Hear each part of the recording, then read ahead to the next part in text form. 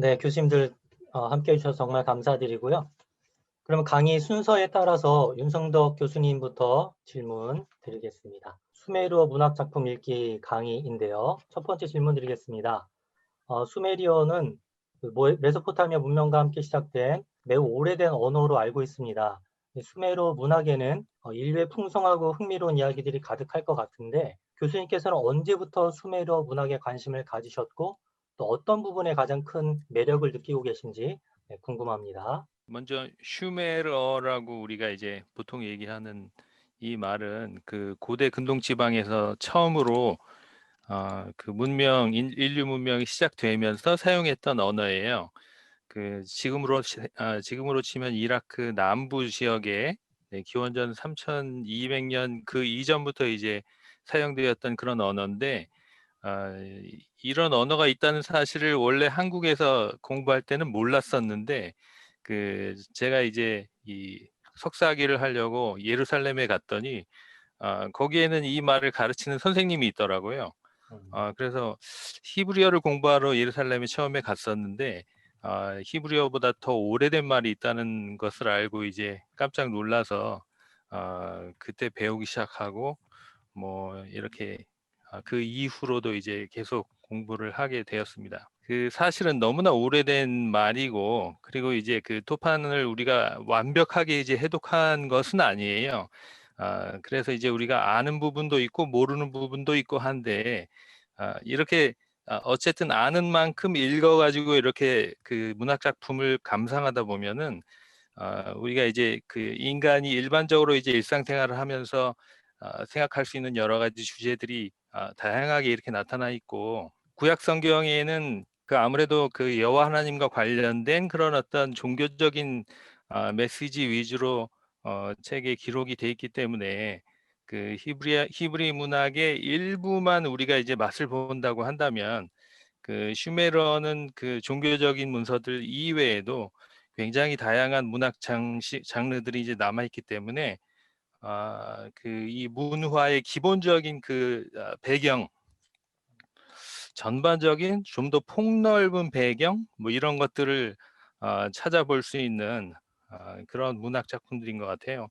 그래서 그 뭐 이 슈메르 문학 작품을 읽으면 이제 뭔가 확 뭐 눈이 떠진다거나, 네, 우리가 이제 성경에 대한 어떤 교훈 자체가 완전히 뭐 바뀐다거나 뭐 이런 건 아니겠지만, 기본적으로 이제 그 성경 말씀을 읽으면서 우리가 짧게 한두 문장으로 이렇게 나와 있던 어떤 그런 표현들을 좀 더 풍성하게, 좀 더 이제 뭐랄까 그 컨텍스트에서 그 문맥에서 폭넓게 이렇게 이해할 수 있는 그런 문화적인 베이스가 되는 것 같아요. 그래서 읽으면 읽을수록 더 재미있고, 근데 그 전에 못 보았던 것을 새롭게 읽으면 또 뭐 새로운 것들이 보이고, 네, 그래서 굉장히 재미있는 문학 작품이라고 생각합니다. 네, 그래서 조금 더 깊이 들어가자면 이제 강의가 어쨌든 진행되고 있는 4월, 5월 달이 이제 한창 그 봄의 계절이기도 하고 그런데요.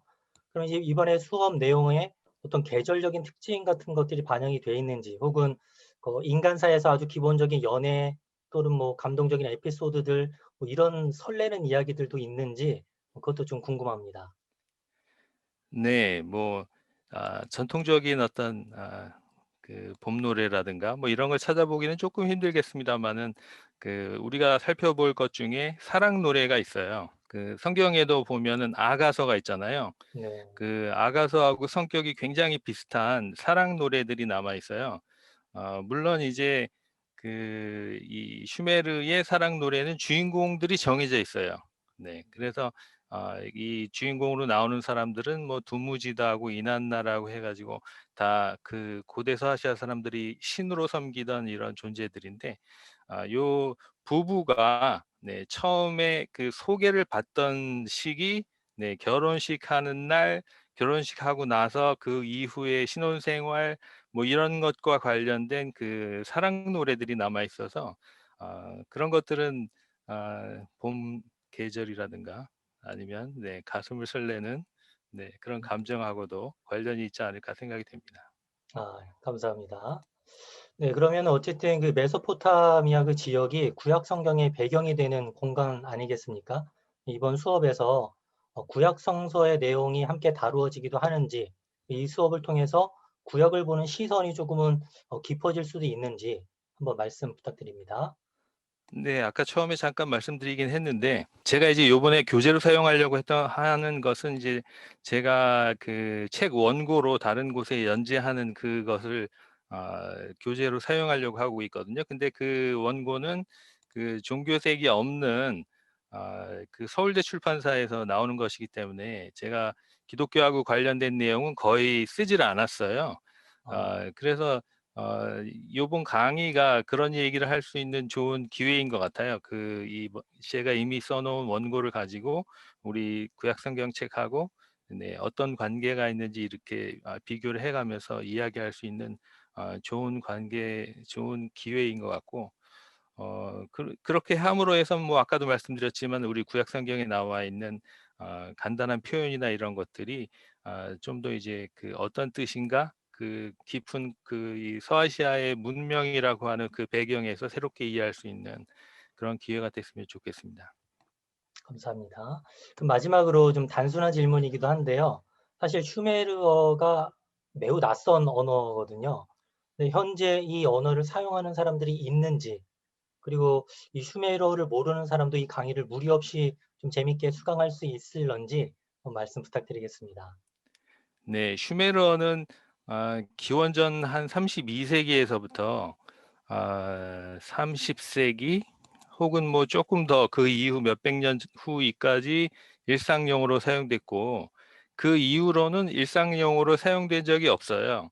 네, 그 이후로는 이미 그러니까 지금부터 한 4,000년 전부터 슈메르어는 그 일상용어로 사용은 중지가 됐고, 이 약간 이제 지식이 많은 학자들 위주로 이렇게 필기 언어로, 네, 전통적인 어떤 문학 작품이나 아니면 이제 그 전통적인 어떤 그 매뉴얼 같은 것들이 있거든요. 고대 서시아 사제들이 사용하던, 점장이들이 사용하던 이런 어떤 매뉴얼들을 기록하는 기록 언어로만 사용이 됐어요. 그래서 당연히 이제 현대에는 슈메르어를 말하는 사람은 없고요. 아까도 말씀드렸다시피 우리는 땅속에서 나온 토판을 파가지고 네, 그거를 읽은 걸 가지고 해독을 하다 보니까 아직까지 이 언어가 100% 해독이 됐다고 말할 수도 없어요. 그래서 아직까지도 이제 이 학자들이 슈메르어 문법이나 이런 그 어법이나 이런 거에 대한 박사학위 논문을 쓰고 있는 중이고요. 그래서 일단 슈메르어는 그 일상생활에서 사용할 수 없는 문서고, 이 슈메르어를 공부하는 사람조차도 사실은 지구상에 몇 명 없을 네네. 거예요. 네, 아하하. 이 네. 슈메르어하고 관련된 책이 나오면 이제 절대 팔리지 않는 이런 상황이라고 생각하시는 게 더 좋을 것 같고, 네. 그래서 기본적으로 이제 그 번역문을 가지고 우리가 얘기할 수밖에 없어요. 근데 이제 저는 그래도 최대한 제가 아까 말씀드린 원고에서 그 슈메르의 표현을 그대로 이렇게 직역을 해보려고 노력을 했거든요. 네, 우리말 어법이 허락하는 한 최대한도로 이렇게 직역을 했어요. 그래서 그 언어의 맛을 좀 느끼실 수 있도록 이렇게 했기 때문에 그 번역문 가지고 네, 우리가 얘기를 하고 또 그 비슷한 표현이 구약 성경에 어떻게 나왔는지 이렇게 얘기를 하고 네, 그렇게 이제 진행을 할 것 같습니다. 대단히 감사드립니다. 네, 즐거운 강의가 될 것 같습니다. 감사합니다. 감사합니다. 자, 그럼 이제 두 번째 박유미 교수님께 질문 드릴게요. 네, 룻과 에스더 만나기 강의입니다. 첫 번째 질문 드리겠습니다. 보통 설교에서 다뤄지는 룻과 에스더는 충성이나 헌신 측면이 많이 부각이 되는 것 같습니다. 이러한 해석도 물론 중요하지만 한계가 있을 것 같기도 하거든요. 이번 강의에서는 우리가 익숙히 알았던 것과는 조금 다른 새로운 얘기가 있을런지, 어떤 흥미로운 얘기가 있을지 말씀 부탁드리겠습니다. 네, 조금과 다르게 강의를 해볼까 해요. 왜냐하면 룻기 하면은 효도, 네, 그다음에 에스더 하면 죽으면 죽으리다라고 네, 해서 그 죽음에 이르는 헌신 뭐 이런 것들로만 이제 단편적으로 설교를 했는데, 사실 그 효도라는 이런 것들이 이제 어떻게 보면은 남성 가부장적 시각에서 이렇게 따온 딱 하나의 모티브들이고 주제이거든요. 근데 이제 이번 룻기 에스더 강의에서는 룻기 전체를 통해서 룻이 어떤 인물인가, 다양한 관계 속에서 룻기가 어떤 성격을 가지고 있고 어떤 행동을 하고 있으며 그다음에 이제 나오미도 있고 보아스도 있고 주변에 많은 사람들이 등장을 하거든요. 그래서 그 인물들과 어떤 관계를 맺고 있으며 그들 간의 상호성, 관계성 이런 것들까지 다 보려고 합니다. 에스더도 마찬가지이고요. 그래서 하나의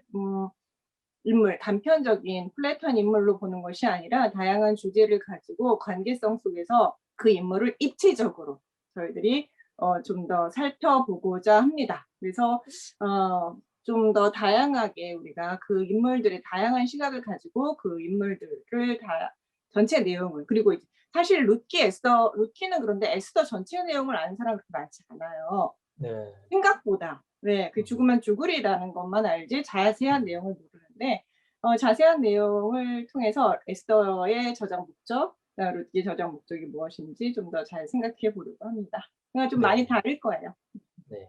네, 그럼 좀 더 자세히 들어가서 이 룻을 생각하면 이방 여인으로서 이스라엘에 사는 뭐라고 할까요? 다문화 여성이라고 생각할 수 있겠고, 에스더는 이제 타지에서 생활하는, 예를 들면 이제 한국을 떠난 이민 여성이다라고 생각할 수도 있을 것 같습니다. 그러면 지금 우리가 룻과 에스더를 읽는 것이 도대체 21세기에 어떤 의미가 있을까? 이 강의를 통해서 현재 21세기 여성들에게 전달하고 싶은 메시지가 혹시 있을까요? 지금 우리는 기독교인으로서 다문화 속에서 살고 있는 이방인이라고 할 수 있고요. 우리가.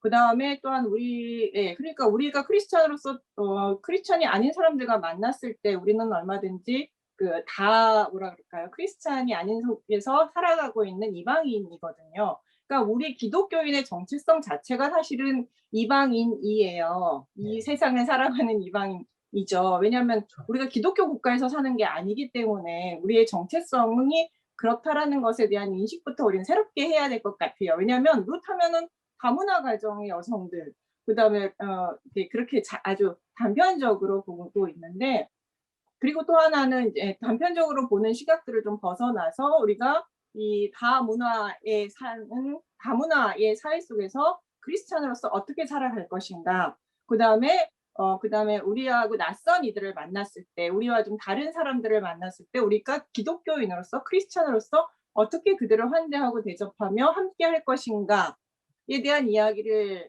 우리는 이 이야기 속에서 봐야 된다고 생각을 해요. 그래서 이 시대의 여성들에게 주는 이야기라기보다는 이 시대의 크리스천에게 주는 이야기라고 저는 이야기를 하고 싶어요. 네, 감사합니다. 그럼 세 번째 질문 드리겠습니다.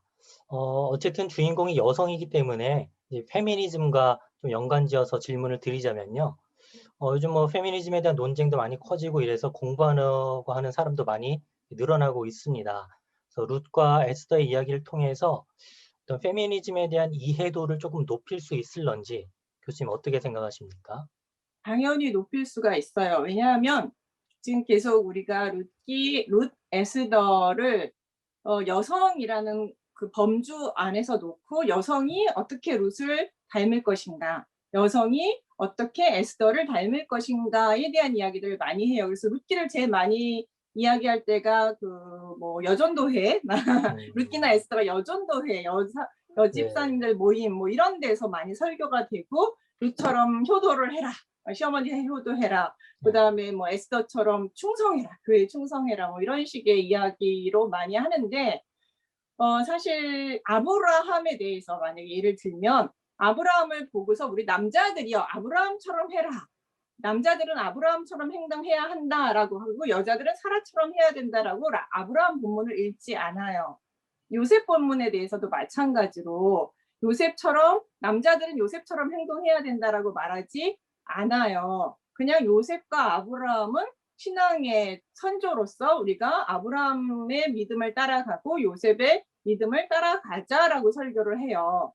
그러니까 이런 부분이 바로 왜 남성은 인간으로서 해석이 되고 여성은 그냥 여성으로서 해석이 되면서 여성은 여성에 대한 신앙의 모범으로만 제한적으로 설교가 되는 부분에 대해서 저는 그것 자체가 성차별적인 해석이라는 것이죠. 그렇기 때문에 저는 룻기와 에스더를 통해서 룻과 에스더도 한 인간으로서 동등한 인간으로서 우리가 남성과 여성이 모두 따라야 할 신앙의 모범이면서 우리가 어떻게 이 세상을 살아나갈 때 이들의 어떤 신앙적인 모습, 사람을 대하는 모습, 관계성을 맺는 그 모습을 통해서 우리가 어떻게 그들을 모범으로 삼을 것인가. 이건 남자 여자를 떠나서 다 같은 그리스도인이라면 따라야 될 좋은 모델로 저는 설명을 하고자 합니다. 그러니까 이런 네. 것들이 바로 페미니즘 시각이라고 할 수 있죠. 그래서 네네. 성평등적인 해석이 아닌 해석을 하고 싶습니다. 네. 네, 어쨌든 마지막 그러면 질문 한번 드리겠습니다. 여성이 아니거나 좀 여성 문제에 그렇게 깊은 고민이 없었던 사람들도 이 강의를 들어서 이제 생각의 지평을 넓혀야 되지 않겠냐 이런 생각도 드는데요. 교수님께서는 그럼 특별히 이 강의를 누구에게 추천을 좀 하고 싶은지요? 저는 그러니까 다문화 사회 속에서 다문화 사회 속에서 그다음 나와 다른 사람들과 어떻게 그리스도인이 아닌 사람들과 그리스도인이 어떻게 살아야 되는지, 그리스도가 인이 아닌 어떤 직장이나 학교나 모임 속에서 내가 그리스도인으로서 어떻게 살아야 할지를 고민하는 사람들이 들었으면 좋겠어요. 왜냐하면 에스더는 그 페르시아라는 전혀 기독교적이지 않은 상황 속에서 자기가 네. 크리스찬으로서 네. 어떻게 살 것인가에 대한 고민을 하고 결단을 하고 살아간 인물이거든요. 네. 그렇기 때문에 그 에스더의 그 행동을 통해서 비기독교적 사회 속에서 모임 속에서 우리 크리스찬은 어떻게 살아야 할 것인가를 고민하는 사람들이 들었으면 정말 좋겠다라는 생각을 합니다. 그러니까 이것은 단순히 여성의 헌신, 충성 이런 이야기가 아니라 다니엘서와 비슷하게 비기독교 시대 속에서 어떻게 크리스찬이 살 것인가 이걸 고민하는 분들이 많이 들었으면 좋겠습니다. 아, 네. 기대가 많이 됩니다. 감사드립니다. 네, 그럼 이제 강호숙 박사님 네, 질문 드리도록 하겠습니다. 성경적 페미니즘과 여성 리더십에 대해서 질문 드리겠습니다. 네, 먼저 첫 번째 질문 드리겠습니다.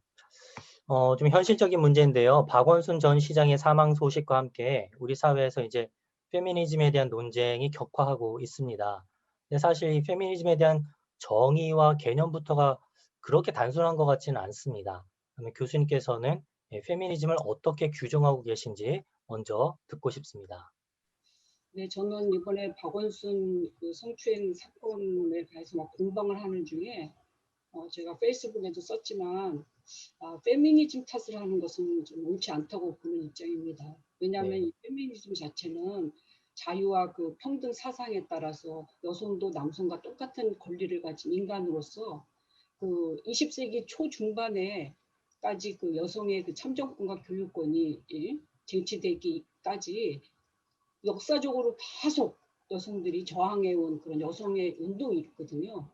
그래서 이 페미니즘은 많은 이제 역사적인 이제 시간을 거치면서 다양한 스펙트럼의 페미니즘을 지금 가지고 있기 때문에 그리고 이 페미니즘을 어떻게 보느냐, 그러니까 어떤 자신의 정체성이라든지 이 페미니즘에서 어떤 것을 자기가 취하든지 정치적 성향이든지 그리고 성인식을 어떻게 갖는다든지 또 세계관이 어떤 거에 따라서 이 페미니즘 자체도 천차만별이고 극과 극이라는 거예요.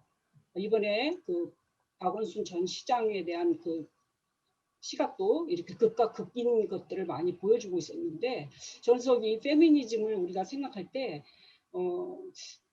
저는 그 이제 일단 이 페미니즘은 항상 여성에 대해서 남성들이 규정을 해왔기 때문에 여성됨을 여성 스스로 규정하는 이념, 여성의 주체성, 어떤 여성의 대표성 이런 것들을 많이 자각한 그런 운동이라고 저는 생각합니다. 어떤 기독교인들은 이 페미니즘이란 단어 자체를 되게 두려워하거나 혹은 터부시하는 경향들이 좀 있는 것 같습니다. 그래서 성경을 통해서 페미니즘을 발견하거나 혹은 페미니즘을 통해서 성경을 읽는 것도 가능하지 않을까 생각이 들거든요. 성경과 페미니즘은 어떤 관계가 있는 것인지요? 보통 보니까 이 페미니즘에 대해서 왜 이렇게 교회가 거부하는 것이 있는가 생각을 해보니까 우선은 네. 그 교회 지도자들의 어떤 그 페미니즘에 대한 어떤 잘못된 편견, 선입견, 무지 같은 것들이 많이 저는 그 교인들에게 학습됐다고 저는 보고 있어요. 특히 이제 네. 보수 기독교에서는 이 페미니즘을 막 거짓 사상, 거짓 뭐 인권 막 이러면서 이제 되게 이제 혐오하고 배제하고 그러고 있는데 어떻게 보면 이제 보수 안에서도요. 요즘에 그 페미니스트 여성학자는 기독교와 페미니즘은 양립할 수 없다 뭐 이렇게 주장을 하고 있습니다만 저는 페미니즘과 기독교는 아까 우리 박유미 목사님이 얘기하신 대로 양립해야 된다고 저는 보는 입장이에요. 왜냐하면 누가복음 10장 36절에 보면 예수님이 그 율법사한테 어떻게 영생을 얻습니까? 할 때 예수님이 뭐라고 물어보시냐면 네가 율법을 기록된 것이 어떻게 기록돼 있고 네가 어떻게 읽느냐라고 물어보셨거든요. 이것은 어떻게 읽느냐라는 그 주체자의 문제가 되겠습니다. 그래서 페미니즘도 마찬가지예요. 남성이 성경을 어떻게 읽는지 누가 어떻게 읽는지에 따라서 이것은 성경 해석이 달라질 수밖에 없죠. 왜냐하면 자라온 환경과 경험과 지식적 네, 그렇습니다. 지기와 모든 인간의 어떤 것들을 세계관이 다 함축되어 있기 때문에 해석에 있어서는 그래서 저는 이 해석을 할 때 제일 중요한 것은 일단 남자와 여자는 하나님의 형상을 입은 존재로서 아까도 말씀드렸지만 주체성, 대표성을 가져야 되고 남자 여자 역시 하나님의 형상이 되려면 둘이 하나가 돼야 때 비로소 하나님 형상 전체가 나타난다라는 학자들의 의견도 있는데 저는 이것을 통해서 여성도 반드시 하나님의 형상을 입은 존엄한 존재로서 성경을 해석할 권리가 있고 두 번째는 예수님 당시에 그 유대 가부장사에서도 예수님이 여성을 대단히 그 하나님의 형상에 입은 본래의 존재로 인격적으로 대단히 대우하셨다는 것들도 우리가 알 수 있습니다. 그래서 이 페미니즘을 통해서 남녀의 어떤 평등성을 실현할 수 있다. 저는 이렇게 보는 입장이고요. 근데 지금까지 이제 가부장적 성경 해석은 너무 이 여성을 남성성을 부각하다 보니까 여성성을 상대적으로 자꾸 이렇게 비하하거나 혐오하거나 막 이런 식으로 이렇게 해석을 하다 보니까 그 성경 안에 있는 어떤 그 여성의 신앙, 여성이 하나님을 경험한 것들 이런 것들을 풍성한 것들을 우리가 파악하지 못하는 그런 실수를 범하지 않았나 이렇게 생각하고 있습니다. 낸시 퍼치스 프라메어가 이렇게 얘기를 했는데요. 성경은 인간의 삶이 전체에 속하고 또 거룩함을 요구하고 있기 때문에 당대에 통용되는 페미니즘과 젠더를 강화한다면 현실에서 삶의 현실에서 괴리가 일어날 것이다 이렇게 얘기했거든요. 우리 인간이 모두 다 성적인 존재로서 이루어져 있기 때문에 그래서 항상 그 여성의 눈으로 성경을 주체적으로 읽는 이런 것들이 이 성경과 페미니즘의 만남에서 대단히 중요하다. 그러니까 텍스트로서의 성경과 컨텍스트로서의 페미니즘이 만나야 된다라는 입장을 갖고 있습니다. 네. 그럼 이제 여기서 되게 중요한 질문이 제기가 되는데 교수님께서 말씀하시는 성경적 페미니즘과 일반 사회에서 통용되는 그 페미니즘이 어떤 공통점과 또 어떤 차이점이 있는지 그것도 좀 궁금합니다. 아무래도 아까 처음에 말씀드렸듯이 이 페미니즘은 뭐 여자도 인간이다를 외쳤던 뭐 자유주의 페미니즘부터 시작해서 뭐 여성의 억압이 뭐 자본주의 체제에 있다라는 마르크스 페미니즘 그다음에 뭐 여성 억압이 가부장제에 있다라는 뭐 급진적 페미니즘부터 시작해서 정신 분석학 페미니즘, 에코 페미니즘, 실존주의 페미니즘 그 페미니즘의 갈래가 엄청 많거든요. 그러니까 이 사회에서의 말하는 이런 담론, 페미니즘 담론들은요, 뭐 민주주의와 법, 뭐 젠더 정체성, 뭐 젠더와 권력, 뭐 이런 담론들, 그 다음에 심지어는 뭐 과학과 철학 분야에서까지, 그리고 인종과 계급, 뭐 가족과 뭐 어떤 가족 구성원과 뭐 이런 인간성 이런 모든 것들까지도 다 담론들을 다루고 있는데 이제 저 같은 경우도 물론 이런 것들이 이제 아무리 성경 해석에도 다 들어와서 나오겠지만 저는 일단 우선은 성경적 페미니즘이라 하면 자유주의 페미니즘하고 조금 구분하고 싶은 게 일단 성경관에서도 자유주의 페미니즘과는 좀 이제 보수적인 성경관을 갖고 여성이 성경을 통해서 그 페미니즘이 말하는 여성됨이 곧 인간됨이다. 어떤 이런 이제 전제를 깔고 바탕을 두고 이제 여성이 주체성과 대표성을 갖고 여성의 정체성이 무엇이며 역할이 무엇인지를 좀 헤아려 보려고 하는 것이 이제 이 성경적 페미니즘이라고 하겠습니다. 그러다 보니까 이제 사회에서는 아까도 말했듯이 뭐 민주주의와 법 이런 것들도 많이 하겠지만 이제 아무래도 성경적 페미니즘은 이 안에서 이제 가부장적 성경 해석의 어떤 그런 것들을 비판하고 뭐 의심하는 작업들이 아무래도 나올 수밖에 없고요. 또 특별히 이제 제가 볼 때 이제 이 루터와 칼빈으로 이어오는 이 개혁교회가 놓치는 게 뭐냐면 그때 당시 16세기는 이제 젠더와 성에 대해서 되게 닫힌 시대였기 때문에 여성의 성을 통제했고 성 역할 분업 같은 것도 되게 이제 강화시켰잖아요. 근데 사실 지금 21세기는 젠더와 이런 성에 대해서 되게 열려있는 시대이고 남에게 지배받지 않는 이런 시대이기 때문에 그래서 저는 이 기독 신앙이 성과 얼마나 밀접하게 연관되어 있느냐 이런 것들을 성경적 페미니즘을 통해서 좀 발견하고 싶고요. 그다음에 진리와 문화 이런 것도 지금 이제 교회에서 여자는 머리에 두건을 써라, 뭐 잠잠하라 이건 어떤 거는 문화를 취하고 어떤 건 진리를 취하는 이런 부분에서도 여성이 진리와 문화가 무엇인지 분별해낼 수 있고 규정할 수 있는 이런 것이 되겠습니다. 그 다음에 궁극적으로는 아무래도 이제 하나님의 형상 해고법으로서 남자 여자 모두 공이 남녀 파트너십으로 평등하게 서로 윈윈하면서 이 인간성 치료를 해야 된다라는 게 이 성경적 페미니즘의 궁극적인 목적이 되겠습니다. 네, 마지막으로 질문을 좀 드리겠습니다. 그럼 이제 이 성경적 페미니즘으로 본 한국 교회 어떤 특징과 문제가 있을런지, 또 성경적 페미니즘으로 본 한국 사회 어떤 것들을 좀 발견할 수 있을지 마지막으로 답변 부탁드리겠습니다.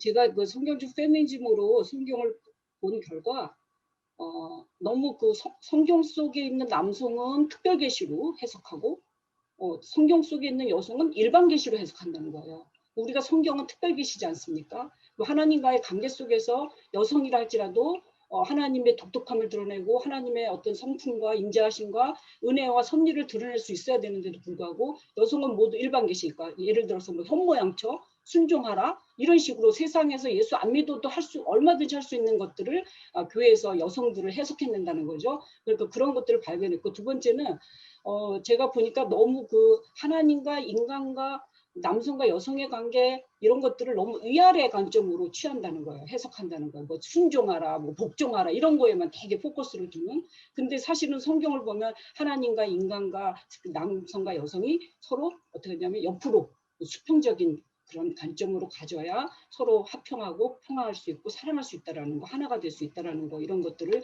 많이 지금 특징을 갖고 있다고 하겠습니다. 세 번째는 기독 신앙과 아까도 얘기했지만 신앙과 성이 분리될 수 없는데도 불구하고 자꾸 이것을 이제 분리되다 보니까 동성애만 갖고 자꾸 얘기하다 보니까 이 하나님께서 인간을 성적인 존재로 주신 거에 대한 또 풍성한 어떤 은혜와 섭리 또 이런 어떤 에너지, 이런 친밀감, 이런 것들 교제, 이런 것들 기독교가 추구하는 이런 정신적 정신 같은 것들이 다 이렇게 말살되고 있다는 사장되고 있으면서 이 안에서 어떤 그런 젠더 문제에 대해서 어떤 창의적이고 어떤 건전한 답을 내놓지 못하는 이런 것들을 발견하게 됐고요. 이제 마지막으로는 아무래도 가부장적으로 자꾸 해석을 하다 보니까 남성성을 자꾸 높이다 보니까 상대적으로 여성을 자꾸 비하하게 되고 여성이 함부로 했던 불의와 폭력들을 자꾸 이렇게 뭐죠? 감추는 그냥 덮으려고 하는 무작정 덮으려고 하는 이런 오류를 범함으로써 죄들이 계속 악순환되면서 발생하게 되는 이런 악들이 생기지 않나 이런 것들을 발견하게 됐습니다. 그래서 현대사회는 아무래도 보편 인권과 이런 남녀 평등을 위해서 그래도 좀 더 진일보하고 젠더 법학이라든지 젠더 정의라든지 뭐 이런 개념을 통해서 정의의 개념에서도 이제 젠더 간의 어떤 정의를 묻는 이런 것들이 지금 발달해서 여성의 어떤 할당제, 정치 할당제라든지 여성의 어떤 대표성, 그다음에 여성 리더십 이런 것들을 대단히 이게 역량을 이게 강화시키는 그런 추세에 있는데 불구하고 지금 우리 한국 교회는 너무도 특히 이제 보수 쪽에서는 너무 16세기 그 루터 칼빈이 갖고 있던 여성관에 머물러 있다는 거예요. 그리고 그것이 꼭 정상이고 성경적이라고 보는 것으로 인해서 제가 볼 때는 현대의 이 시대에서 점점 좀 뒤떨어지면서 하나님께서 이 남성과 여성이 서로 파트너십을 이루어서 하나님 나라를 이뤄가야 되고 그리스도의 복음을 전파하며 그 사명을 감당해야 되는데도 불구하고 자꾸 이렇게 더 분열과 어떤 질시와 혐오와 차별로 또 나가는 그래서 더 이상 우리 그 교회가 하나님 나라를 추구하는 공동체 모습이 아닌 이런 것들로 좀 지금 보이지 않나 이렇게 생각하고 있습니다. 그래서 남성은 남성대로, 여성은 여성대로, 성경적 페미니즘은 서로 필요할 때는 서로 협력하면서 하나님 나라를 위해서 좀 더 여성들을 어떤 이런 직위와 장을 마련해줘서 자기 소신껏 은사를 이렇게 발휘할 수 있는 그런 한국교회가 좀 됐으면 하는 바람입니다. 네, 감사합니다. 의미 있는 강의가 될 것 같습니다. 고맙습니다. 네, 그럼 세 분 교수님 감사드리고요. 세 분 교수님의 강의를 통해서 한국교회가 좀 바르고 또 풍성하게 세워지기를 바랍니다. 오늘 감사드립니다. 고맙습니다.